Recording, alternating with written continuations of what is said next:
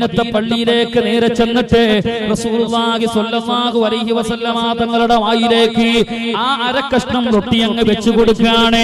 ആ അരക്കഷ്ണം റൊട്ടി തിന്നിട്ട് ഹബീബായ തങ്ങൾ ഇങ്ങനെ ഫാത്തിമ ബീവിയെ നെഞ്ചോട് ചേർത്ത് പിടിച്ചിട്ട് പറയാണ്, ഫാത്തിമ അദ്ഖലകില്ലാഹുൽ ജന്ന, അല്ലാഹു നിനക്ക് സ്വർഗ്ഗം തരട്ടെ ഫാത്തിമ. കാരണം എന്താണെന്നറിയോ? നീ ഇപ്പ എന്റെ വായിലേക്ക് കൊണ്ടുതന്ന അരക്കഷ്ണം റൊട്ടിയില്ലേ, അബാ ഇന്നഹു ലഅവ്വലു തുആമിൻ ദഖല ഫമി അബീക മുൻദു സലാസത അയ്യാം.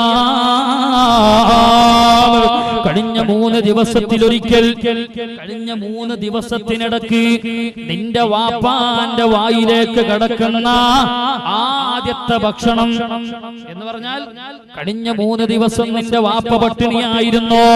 ആ പട്ടിണിയുടെ അവസാനത്തിൽ ഒരു ഭക്ഷണം എന്ന് പറയാൻ നിന്റെ വാപ്പാന്റെ വായിലേക്ക് കടക്കുന്ന ആദ്യത്തെ ഭക്ഷണം അമാ അന്നഹു അവ്വലു തുആമിൻ ദഖല ഫമി അബീക മുൻദു സലാസത അയ്യാം.